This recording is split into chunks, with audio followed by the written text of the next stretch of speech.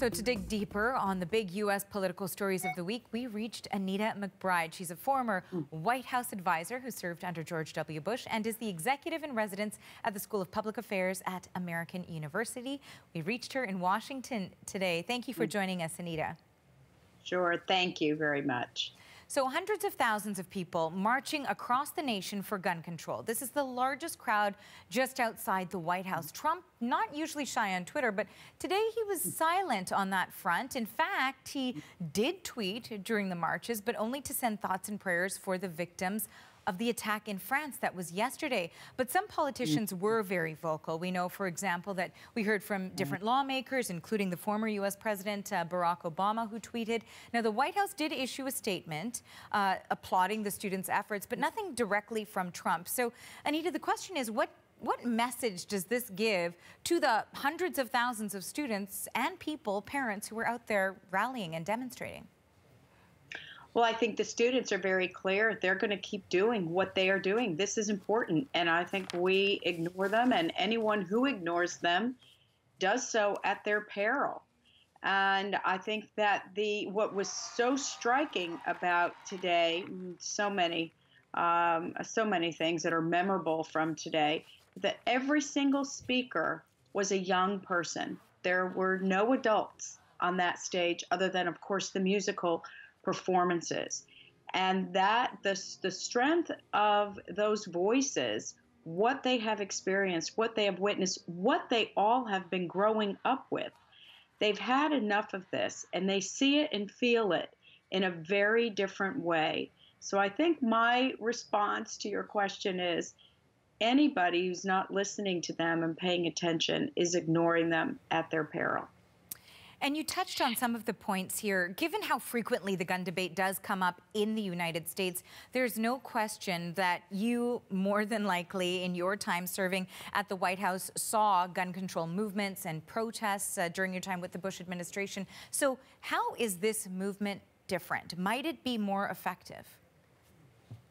Well, and I saw this, of course, in the Reagan and Bush 41 administration, too, because I worked all three White Houses. But what is growing, the difference is the young people that are involved. They're not leaving this to adults to take this rallying cry and changing it. And they're making their voices heard in a lot of different ways. One of the comments that was made today was, I may only be 11 years old, but in 7 years, I'm going to vote.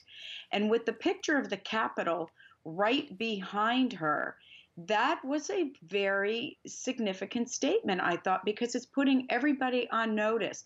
And these rallies were going on every single continent except Antarctica, and in every single state. To think that in 5 weeks, this group of teenagers from Parkland, Florida, have mobilized a worldwide movement because they're so savvy and so articulate, and they really are tired of living with the threat of them or their friends being killed by guns. And so this is very different. I've lived here a long time. I've seen a lot of marches on Washington for a lot of different issues. But this is different. And I think it's because of the youth, the energized youth that are engaged, and they have lots of years ahead of them to really create this change. And now there's always so many developments in the United States. We have to move on to another topic here. But earlier this week, we learned of the appointment of former Ambassador John Bolton as the new National Security Advisor. So you served under the Bush administration alongside Bolton. What's your reaction to this appointment? Well, even John Bolton's critics will have to admit this is a very smart man who has a depth of a real deep knowledge of the national security apparatus, the infrastructure around a president, the decision-making process, the people that need to be part of a decision and those that don't. He understands the depth of the bureaucracy, and every president since the beginning of our country's history have faced the challenges of a growing bureaucracy that can undermine a strategy, a foreign policy strategy that a president has. And whether it's right or wrong, whether that strategy is right or wrong, John Bolton is definitely somebody who understands how the bureaucracy works. He has obviously, I think what scares a lot of his critics, of course, is the challenge that he has been very vocal about to multilateral institutions and what role that they play, and that they can be very bloated and unwieldy and perhaps a little too expensive, and really challenging what their results are. So I know the rhetoric that comes from John Bolton may scare people, and I'm not saying that's wrong, but I think that the depth of his knowledge is really something that can't be ignored.